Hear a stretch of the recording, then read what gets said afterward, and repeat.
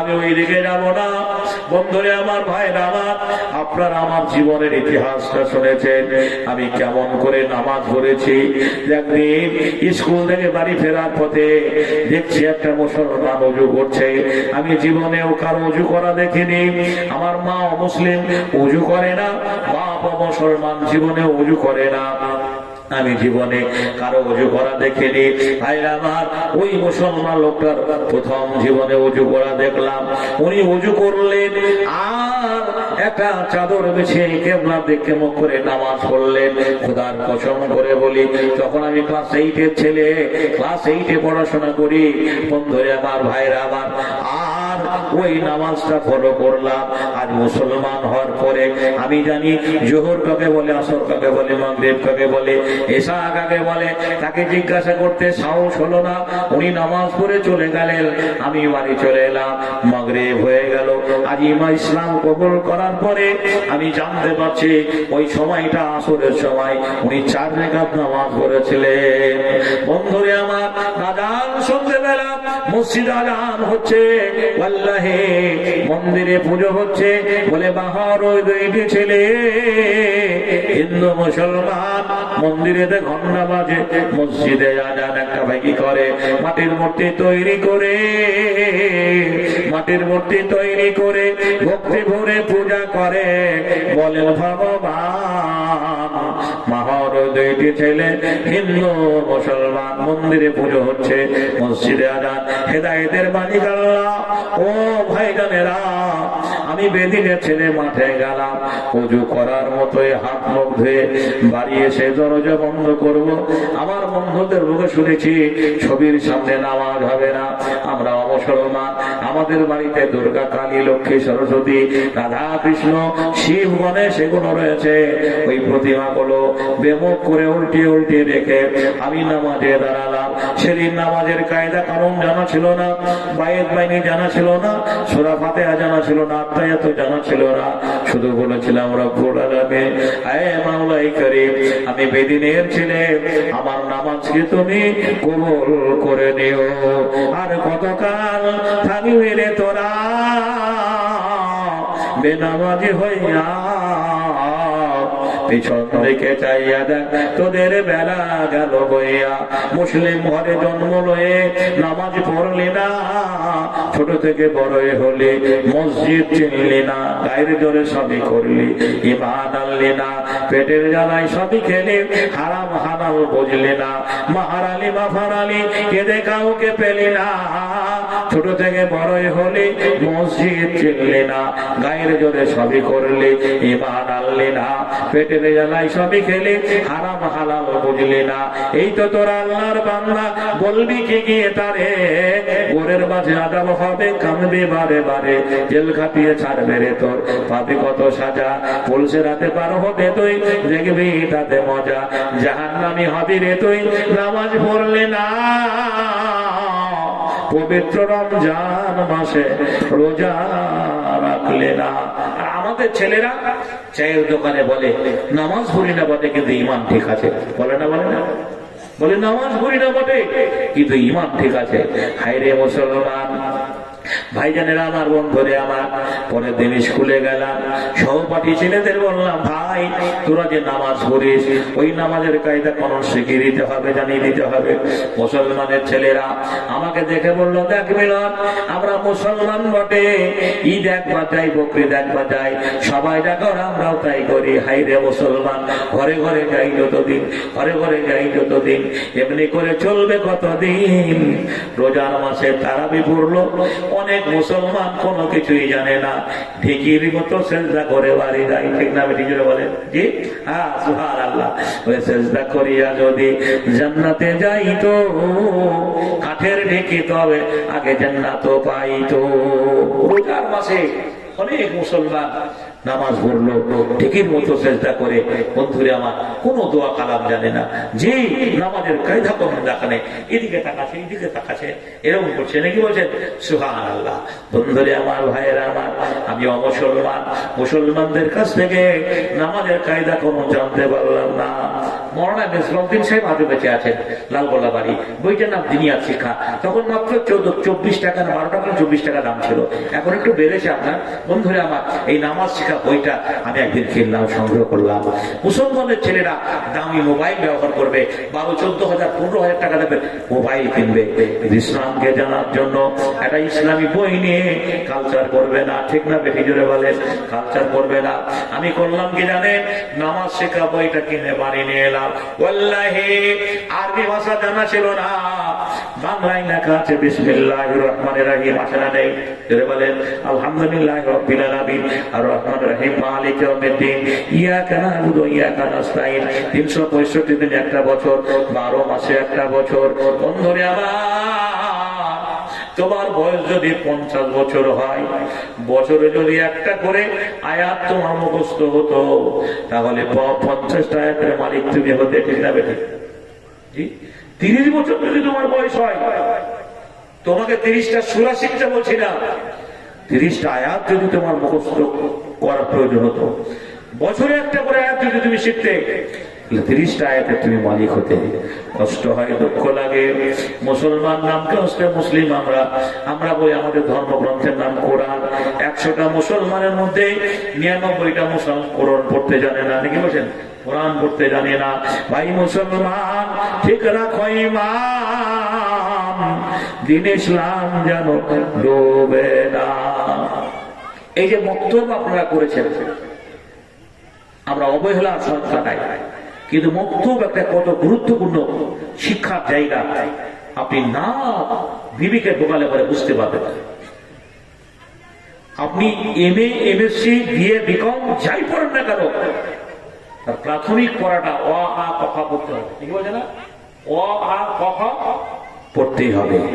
কিন্তু প্রচুর বক্তব্যে ইমাম সাহেব থাকেন, মৌলানা সাহেব থাকেন, হাফেজ সাহেব, কারি সাহেব থাকে, কিন্তু বিটি ছেলেরা যায় বক্তব্য করতে, বেটা ছেলেরা ও খেলে বেড়ায়, নাকি বলছেন? হ্যাঁ, আর মেয়ে ছেলেরা দেখে বক্তব্য পড়ে, কেচর মচর করে, ভজন মুখস্থ করে, নিয়ে কেউ আমপাড়া কোরআন ধরলো কি না ধরলো, বিয়া দিবে, বলছে না, বিয়ে দিয়ে দিলে। বেশিরভাগই ছেলেরা, বন্ধুরে আমার, বক্তব্যে যায় না, মসজিদে যায় না। প্রত্যেকটা অভিভাবক আর ছেলের উচিত হবে, আপনি রাজমিস্ত্রি করুন, কিন্তু আপনাকে কোরআন জানতে হবে। আপনি রাজমিস্ত্রি করুন, লেবারি করুন, কিন্তু আপনাকে কোরআন জানতে হবে। আপনি জানতে পারেননি, সময় দিতে পারেননি, সে জেনারেশন চলে গেছে, আপনি আর এমন ভুল করবেন না, আপনার ছেলে যাতে এমনটা ভুল না করে, যার জন্য বক্তব্যে আপনাকে কাটাতে হবে, সময় দিতে হবে বক্তব্যে। বন্ধুরে আমার, ভাইরা আমার, মুসলমানের ছেলেরা আমাকে বললো, দেখ মিলন, ঈদে একবার যাই, বকরিতে একবার যাই, সবাই যা করে আমরাও তাই করি। মুসলমানদের কাছ থেকে নামাজের কায়দা কোনো জানতে পারলাম না। তারাবি নামাজ আমার পাশে পড়ছে, যে কিছুই জানে না, এভাবে গোটা রমজান চালিয়ে দিল। ভাইরা আমার, বন্ধুরে আমার, আমি ওই নামাজ শিক্ষা বইটা কিনে ছোট্ট ছোট্ট সূরাগুলো মুখস্থ করতে লাগলাম। একটা চোর 10 দিন চুরি করে ধরা পড়বে না, পড়বে না, ধরা পড়ে গেলাম। একদিন রাত্রিবেলা নামাজ শিক্ষা বইটা পড়ছি, মা আমার দরজার সামনে এসে বলছে, মিলন কোন বইটা পড়ছিলিস, বের কর। আপনারা মুসলমান, আপনার একটা ছেলে যদি হিন্দু ধর্মের বই পড়ে, ওম ব্রহ্মা দেবচ্ছং ব্রহ্মায় তৈত্রং জগোধীরায় কৃষ্ণায় গোবিন্দায় নমো নমঃ পাপং ভবত্ত পাপ সম্ভাব ত্রৈমাম পুণ্যক সর্বাপা হরি নমো নমঃ নমস্তেই নমঃ নমঃ, এই বলে যদি পুজো করে, তা আপনি জানতে পারবেন এটা হিন্দু ধর্মের বই। কোন একটা হিন্দুর ছেলে তার বাড়িতে যদি কোরআন পড়ে, তার মা কোরআন সম্পর্কে অজ্ঞ হলেও জানতে পারবে এটা মুসলমানদের বই। মা বলছে, মিলন মুসলমানদের বই তুই পড়ছিস কেন, দরজাটা খোল। আমি নামাজ শিক্ষা বইটা লুকিয়ে রাখলাম, মা খোঁজাখুঁজি করে নামাজ শিক্ষা বইটা পেয়ে গেল। মা আমার কাছ থেকে নামাজ শেখা বইটা কেড়ে নিয়ে সেদিন ছিঁড়ে ফেলে দিয়েছিল। মাকে বলেছিলাম, মা তোমরা যাকে বলো স্বর্গ, মুসলমানরা বলে জান্নাত, ওই স্বর্গ বা জান্নাত পেতে হলে এই বইটা আমল করলে স্বর্গ বা জান্নাত পাওয়া যাবে, তোমার মাটির ভগবানকে ডেকে স্বর্গ বা জান্নাত পাওয়া যাবে না। আমি ক্লাস 9-এর ছাত্র। মা আমাকে কৌশল করে কালী মন্দিরে নিয়ে গেল। সাধু বাবাকে বললো, আমার একটাই ছেলে, এছাড়া আমার ছেলে নেই, আমার ছেলেটা মুসলমানদের সঙ্গে ওঠা বসা করে, ওদের ধর্মকে ভালোবাসে, কেন এমনটা করে দেখে? আপনি সুস্থ সবল মানুষ, যদি কবিরাজের বাড়ি যান তো কবিরাজ আপনাকে অসুস্থ করে ছাড়বে। আমার হাতখানা দেখে বললো, মা তোমার ছেলেকে এনেছে, খুব ভালো করেছো। মা বললো, গুরুদেব কি হয়েছে? মাকে বললো, মা রে তোর ছেলেকে মুসলিম মেয়েতে ওষুধ খাইয়ে দিয়েছে। আমার মা সেজদায় পড়ে গেল, হাও মাও করে কাঁদতে লাগলো। বলল, মা তোমাকে 16 কলা ভোগ দেবো, জোড়া পাঠা দেবো, তোমার নামে পুজো দেব, তুমি আমার ছেলেকে আমার কোলে ফিরিয়ে দাও। বন্ধুই আমার ভাইরা, আমার যে মা কথা বলতে পারে না, যার প্রসাদ কুকুরে খেলে তার আবার ক্ষমতা থাকে না, সে কি হেদায়েত করতে পারে? জোরে আওয়াজ করে বলা যাবে না হেদায়েতের মালিক কে? এভাবে আমার সংগ্রামী জীবন শুরু হলো। ভাই ধরা পড়ে গেল আপনাদের কাছে। একদিন স্কুল থেকে বাড়ি ফেরার পথে একজন মৌলানা রাস্তা দিয়ে যাচ্ছেন, আলেমে দিন। জি, আগেকার আলেমদেরকে চেনা যেত, যিনি একজন মৌলানা, সম্মান করতে ইচ্ছা হতো নাকি বলছেন? আর এখনকার মৌলবি বক্তব্যে থাকবে, তখন ওর মাথায় টুপি হয়, পাঞ্জাবি বড় যে জুব্বা পরা থাকবে, আর বাড়িতে ক্রিকেট ম্যান, ছোট জামা, মাথায় টুপি নেই নাকি বলছে না? এরকম বলবেন আপনাদের সামনে। জি ভাইয়ের আমার, বন্ধুরে আমার, আমি করলাম কি, আলেমকে শ্রদ্ধা করে বললাম যে অমুসলমানদের বাড়িতে নামাজ পড়া হবে কি হবে না? উনি থমকে দাঁড়ালেন। তখন আমার মুখে দাড়ি ছিল না, এই পোশাক আমার ছিল না। তো উনি বললেন যে ওরা অমুসলিম, পেচ্ছাপ করে পানি নেয় না, নাপক অবস্থায় থাকে, বিভিন্ন রকমের দেবদেবীর পুজো হয়, ওদের বাড়িতে নামাজ হবে না। মৌলানাটার নাম হচ্ছে মুসা মৌলভী, আমাদের যুগল মাদ্রাসে পড়তে আর শাওরারের মসজিদে থাকতে, প্রতিদিন যাওয়া আসা করতে। তো যাই হোক, উনি আমাকে যখন এই কথাটা বললেন তো আমার মনে খুব কষ্ট হলো। বললাম, আল্লাহ বিগত 3 বছর ধরে আমি তোমাকে ডেকেছি, তাহলে তো সব নামাজ আমার বেকার হয়ে গেছে। আমি যদি মুসলমানদের মসজিদে যাই, সবাই আমার বাবা মাকে চেনে, সবাই আমাকে চেনে, জেনে জানাজানি হয়ে যাবে। আমি যদি মাঠে নামাজ পড়ে কেউ দেখে ফেলবে, ইসলামী বই পুস্তক করে জানতে পারলাম কাজা নামাজ ওকে বলে। জোহরের নামাজটা পড়া হয়নি, আসর লোকটা আদায় করতে হবে, আসর জোহর পড়া হয়নি, এসার আগে আদায় করতে হবে, তাই বলে নামাজ ছাড়া যাবে না। এত তাগিদ দেওয়া হয়েছে, কত নামাজ আমরা কাজা করেছি তার ইয়াদটা নেই। বন্ধুরে আমার, ভাইরা আমার, আমি করলাম কি, রাতের অন্ধকারে দেখতাম বাবা মা ঘুমিয়ে গেছে, ক্লাসের পড়াশোনা করার ফাঁকে রাতের অন্ধকারে চোর যেমনি চুরি করতে চলে যায় নির্জন নিরিবিলি জায়গায়, খোলা গাছের নিচে, পুকুর পাড়ে, খেলার মাঠে, ফসলের জমিতে। আমি রাতের অন্ধকারে নামাজ আদায় করেছি, তবু হজর নামাজ ছেড়ে দিইনি। ধরা পড়ে গেল। পার্শ্ববর্তী গ্রামের একটা মুসলমান আগালদার আমার নামাজ পড়া দেখে ফেললো। বললো, তুমি তো হিন্দুর ছেলে, গতকালকে এই মাঠে এই জায়গায় তোমাকে নামাজ পড়তে দেখেছি, আজকেও দেখলাম তুমি নামাজ পড়ছো, তোমার মাথা কি খারাপ হয়ে গেছে? বললাম, চাচা আমি অমুসলমান হলেও নামাজকে শ্রদ্ধা করি, নামাজকে ভালোবাসি, খোদার কসম করে বলি, মুসলমান লোকটা আমাকে পাঁজা মেরে ধরিয়ে ধরে হাউ হাউ করে কাঁদতে লাগলো। বললো, তুমি আমার জ্ঞান চক্ষু খুলে দিলে। আমরা অনেশান সূত্রে মুসলিম, জন্মসূত্রে মুসলমান, নামাজের গুরুত্ব দিই না।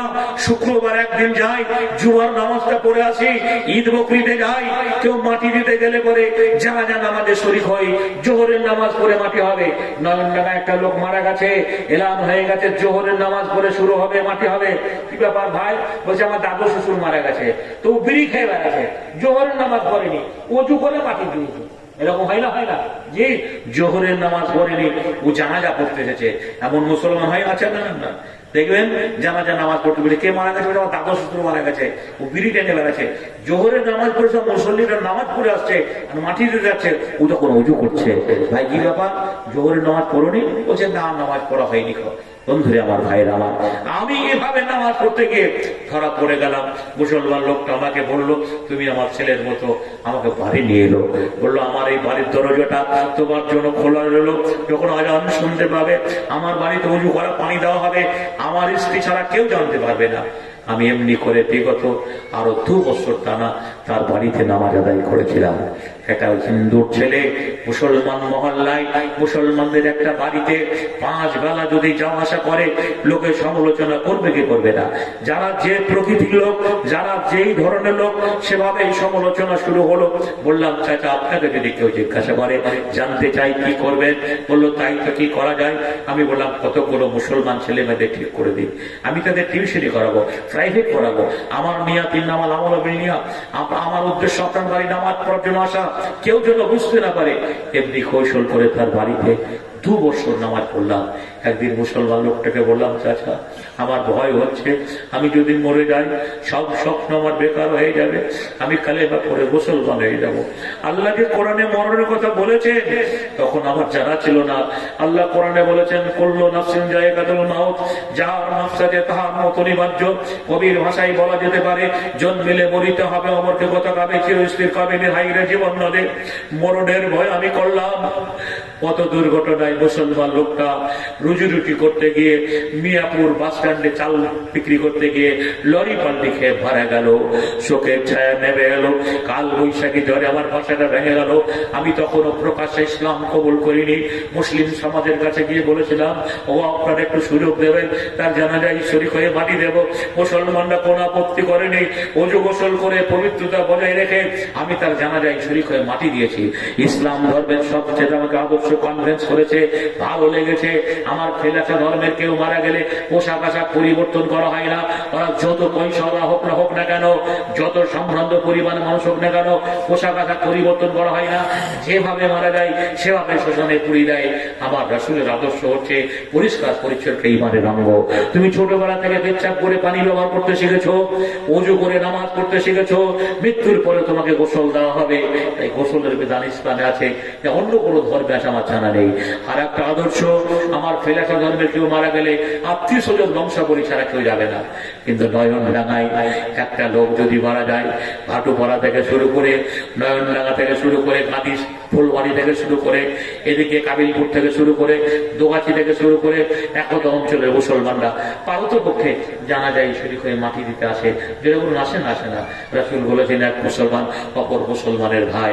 বন্ধুরে আমার, ভাইরা আমার, একটা মুসলমান অপর মুসলমানের 6টা হক, তার মধ্যে একটা হক হচ্ছে যখন কেউ শুনবে মারা গেছে তার জানাজায় শরীক হবে। সাহাবারা বলছেন, ও আল্লাহর নবী, আমরা কত নেকি পাবো? বলছেন 2 কেরাত। 2 কেরাত সমান কত? বলে 1 কেরাত সমান 1 উহুদ পাহাড়।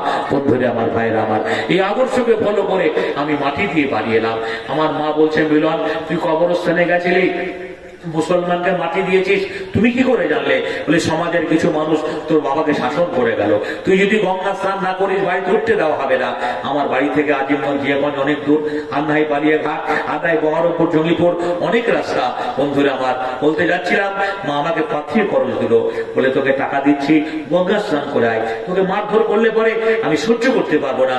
আমি গঙ্গা স্নানের নামে পাশের গ্রামে ওয়ানডে ফুটবল খেলা হচ্ছিল, আমি সারাদিন বল খেলাধুলো করে সন্ধ্যায় ঘরে ফিরলাম। আমার মিয়া, আমার আসরের নামাজটা করা হয়নি।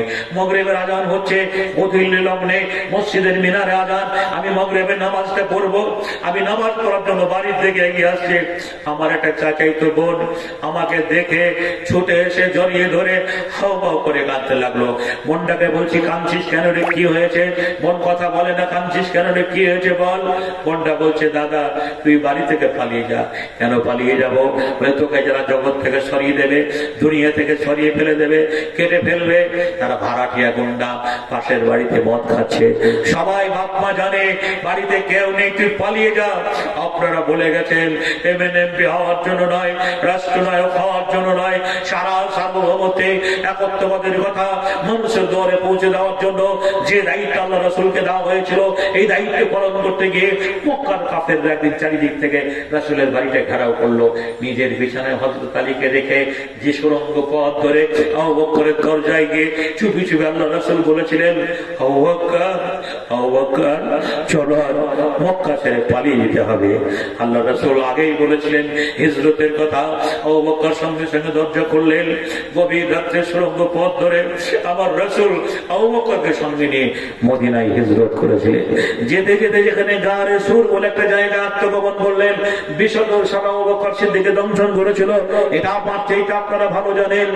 আমি আমার বোনটাকে বারবার বলেছিলাম, এই শীতের রাতে মাঘ মাসের কনকনে শীতে আমি কাউকে চিনি না, কেউ আমাকে চেনে না, আমি কোথায় যাব বল। বোনটা বলেছিল, দাদা জীবনে বেঁচে থাকলে স্বভাব অন্তর পূর্ণ হয়ে যাবে, আর দেরি হয়েছে তুই পালিয়ে যা। যে গ্রামে আমি বড় হলাম, যাদের সেও ভালোবাসা পেয়েছিলাম ইসলামকে ভালোবাসার জন্য, তারা আবার পর হয়ে গেল, আমি আবার গ্রাম ছাড়া হয়ে গেলাম। ওই তো আমার গ্রামের মানুষ আমাকে ধরার জন্য, তল্লাশি করার জন্য ওই ওল্লোর করে লোক বেরিয়ে আসছে। এখনই যদি রাস্তা দিয়ে যায় রাগে বসীভূত হয়ে তারা বেড়ে দেবে। আল্লাহ আমার দ্বারা দিনের খেদমত করে নেবেন বলে আজও আল্লাহ আমাকে বাঁচিয়ে রেখেছেন। আমি একটা গাছে উঠে পড়লাম। আল্লাহে খোদার কসম করে বলি, সারা রাত গাছে কেটে গেল, কত শিশির কত কুয়াশা আমার উপর দিয়ে চলে গেল, বুঝতেই পারলাম না, টেরই পেলাম না। অথচ মাঘ মাসের শীতে বন্ধুরে আবার ফজরের আজান শুনতে পেলাম, আসসালাতু খায়রুম মিনান নাওম। পাশাপাশি মুসলমানদের মসজিদের মিনারে আজান।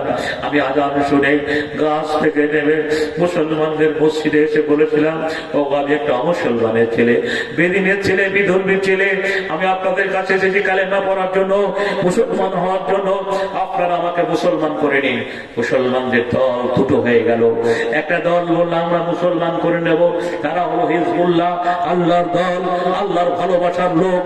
আর একটা হিজবুস শয়তান, যারা রাজনীতি করে, নেতা গোছের মানুষ। তারা বলল কালকে বালিয়াপুরে বাস স্ট্যান্ডে দেখা হবে। তারা বলবে, সালাম ভাই রহিমদা, তুমি আমাদের ছেলেটাকে মুসলমান করে নিয়েছো তাদের মনোনন্দ জয় করার জন্য, তাদের মুখাপেক্ষী হওয়ার জন্য। মুসলমান নেতারা তাদের কাছে ভালো হওয়ার জন্য থানায় খবর দিলেন। পুলিশের গাড়ি এলো, মুসলমানদের মসজিদ থেকে আমাকে ধরে নিয়ে গেল। সালটা মনে আছে, 1992 সাল, বাবরি মসজিদ ভাঙার বছর, মুসলমানদের দুর্দিন। সে বছর 1992 সালে 6 ডিসেম্বর বাবরি মসজিদ ভেঙে দেওয়া হয়েছিল। তার অল্প দিনের ঘটনা বলছি। আমাকে কোর্টে উঠানো, কি বলছেন, মোসাদ থানায় নিয়ে যাওয়া হলো। 3 দিন থাকায় থানায় থাকলাম। কপালের চামড়া আজও দাগ থেকে গেছে, কবরে না যাওয়া পর্যন্ত মনে থাকবে। আমি বলেছিলাম, স্যার আমাকে মারবেন না, আমি চোর নই, চোরের ভাই নই। বন্ধুরে আমার, ভাইরা আমার, বলতে যাচ্ছিলাম, বাংলায় কেউ যদি খ্রিস্টান হয়ে যায়, ইহুদি হয়ে যায়, অন্য ধর্ম গ্রহণ করে, কোন মুসলমান হিন্দু হয়ে যায়, সরকার পুলিশ প্রশাসন নীরব। ইসলামের পক্ষে কেউ কথা বললে তারই অসুবিধা আছে। ইসলামের পক্ষে কেউ কথা বলে ইসলাম কবুল করলে তারও অসুবিধা আছে। ভারতবর্ষ গণতান্ত্রিক দেশ, যে কোনো ধর্মের লোক যে কোনো ধর্ম গ্রহণ করতে পারে, এই মৌলিক অধিকার আমার সংবিধানে থাকার সত্ত্বেও আমি সেই অধিকার থেকে বঞ্চিত হয়ে গেলাম। আমাকে বহরমপুর চালান করে দিল। আমি উঠতি বয়সের যুবক, 18 বছর বয়স, 3 মাস সময় 90 দিন আমি জেলের খানি থাকলাম। 90 দিন জেলে থাকলাম, 3 মাস 90 দিন জেলে থাকলাম। শুধু বলেছিলাম, আল্লাহ এটা মানুষের গড়া জেল, এটা মানুষের গড়া জেল, তোমার ছেলের নাম জাহান্নাম। ইন্নাল্লাযীনা কাফারু বিল আহলিল কিতাব ওয়াল মুশরিকিনা ফি নারি জাহান্নাম খালিদিনা ফিহা। হে আল্লাহ, যে মুশরিকদের জন্য তুমি জাহান্নাম তৈরি করে রেখেছো, সেই জাহান্নামের আগুন থেকে আমাকে পরিত্রাণ দিও। আমার বন্ধুরা, এলাকার সহপাঠী মুসলিম ছেলেরা আমাকে জেলখানায় দেখতে গেছিল।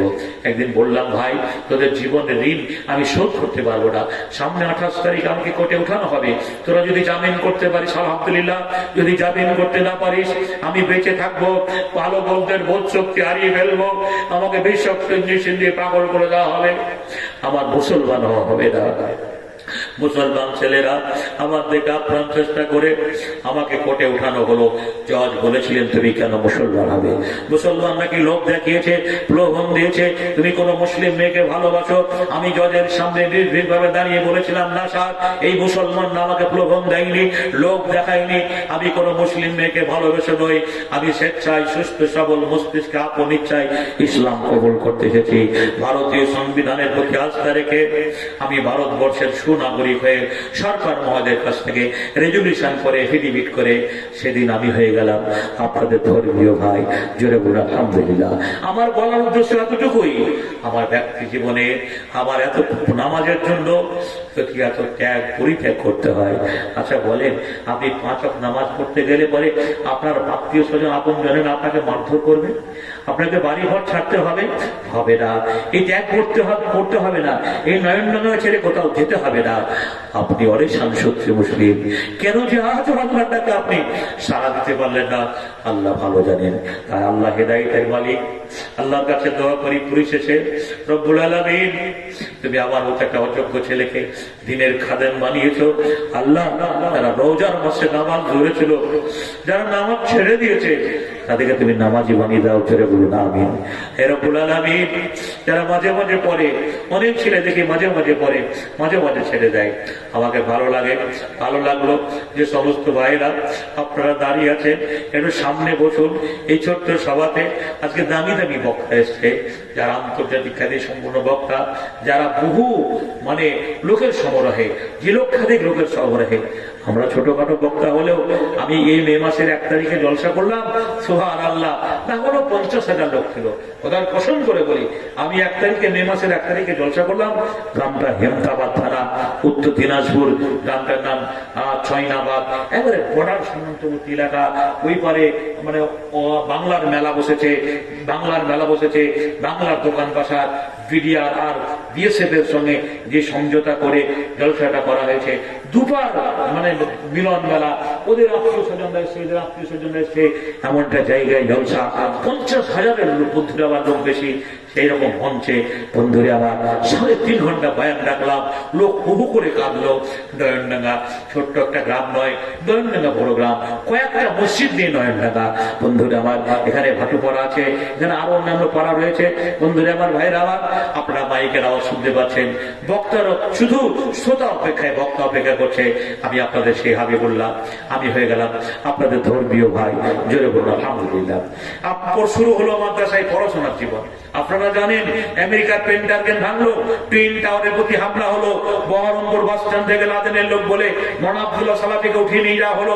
তারপরের দিন বহরমপুর বাস স্ট্যান্ড থেকে আমাকে ট্যাক্সির পিছনে ডিক্কির ভিতরে ভরে নিয়ে গেল। খোদার কসম করে বলি, আজও সালাফি সাহেব বেঁচে আছেন। আমি আমাকে যখন নিয়ে যাচ্ছে, দেখছি সালাফি সাহেব বন্ধুরে আমার আমাকে দেখতে হাওমাও করে কাঁদতে লাগলেন। বলছেন, ভাই হাবিবুল্লাহ, তোমাকে ওই শয়তানরা কোথায় তাকে ধরে এনেছে? আমি বললাম, আমি জলসায় যাচ্ছিলাম, বহরমপুর বাস স্ট্যান্ডে আমাকে ধরেছে। আবারও অমানবিক অত্যাচার করে বন্ধুরে আবার যে 26টা দিন আমাকে এমনি আটকে রাখি দেওয়া হলো। আমি সে হাবিবুল্লাহ শত ইস্কিমুল্লাহ চলে যাওয়ার পরে আজও আমি আমার জায়গায় আছি। আমার বক্তব্য হচ্ছে, আমার চেহারার সঙ্গে আপনার চেহারার মিল কেন হলো না? আমি ইসলামের কাছে অপরাধী না আপনি ইসলামের কাছে অপরাধী? আমার পোশাক পরার সঙ্গে আপনার পোশাক পরার মিল কেন হলো না?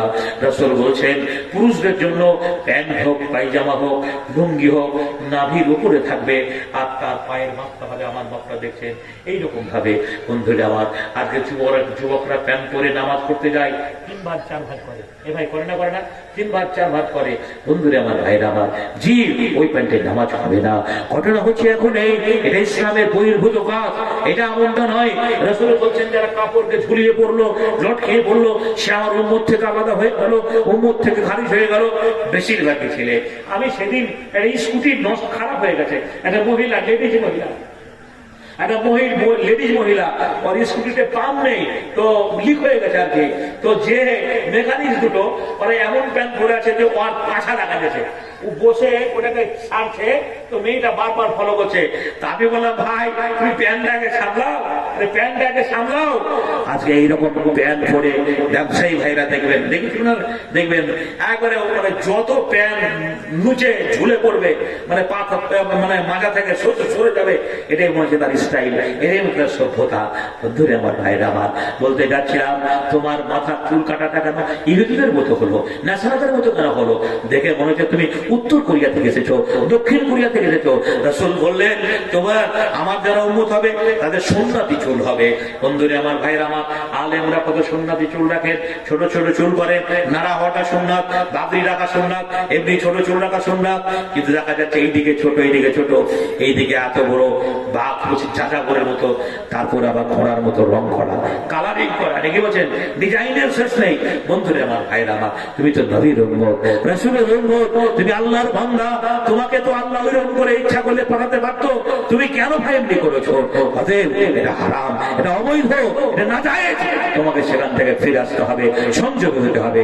জি, তুমি ইহুদিদের মতো কান ফুটো করতে পারবে না। মুসলিম ছেলে কান ফুটো করে বাড়াচ্ছে, এক গাদা সুতো বেঁধে, এক গাদা সুতো বেঁধে, হচ্ছে আরএসএসের লোক হাতে সুতো বেঁধে ঘুরে বেড়ায়, এমনটা করা শরীয়তে নেই। ইসলাম ধর্মটা সম্পূর্ণ আলাদা। ইসলাম গোটা বিশ্বকে আদর্শ শিখিয়েছে। তুমি কার আদর্শ গ্রহণ করেছো? ইসলাম তোমার আদর্শে শত মানুষ, বিশ্বের সমগ্র জাতি সিলিন্ডার হয়েছে তোমার আদর্শে, তোমার আদর্শে সম্মান জানিয়েছে, কুর্নিশ দিয়েছে। তুমি আজকে কার আদর্শ গ্রহণ করতে চলেছো? আল্লাহ রাব্বুল আলামিন হেদায়েত করুক, দিনের বুঝ দিক। বন্ধুরে আমার, ভাইরা আমার, গত কালকে আমার যুবর গ্রামের ঈদগাহ মাঠে জলসা ছিল, বহু বক্তার সময় রয়ে আমার আব্দুল আওয়াল ভাই, বন্ধুরে আমার, ভাইরা আমার, বক্তব্য দীর্ঘ সময় রাখলেন। আমার পরে পরে উনি আসবেন, একবারে রেডি হয়ে গেছে। শুধু আপনারাই, আপনাদের অপেক্ষা, আপনারা হলেই আমি ছেড়ে দেব। সময় হয়ে গেছে, আমাকে যে সময় দেওয়া হয়েছিল প্রায় সময় কাছে এসেছে। বন্ধুরা আমার, ভাইরা আমার, সেই দিকে লক্ষ্য রেখে আপনারা জানেন এটা মসজিদের জলসা, এটা মসজিদের জলসা। অতএব এটা মাথায় আপনাদের রাখতে হবে। মসজিদ আল্লাহর ঘর, যে আল্লাহর ঘর, যেটুকু হয়তো কাজের প্রয়োজন আছে, দরকার আছে, যেগুলো আনকমপ্লিট কাজ হয়তো মসজিদে করতে পারিনি, সেগুলো করার জন্যই আজকের মহতি জলসা। আপনাদের সবচেয়ে ভালো অনুকূল প্রতিকূলের মধ্যে গত এর আগে যত জলসাগুলো হলো, কত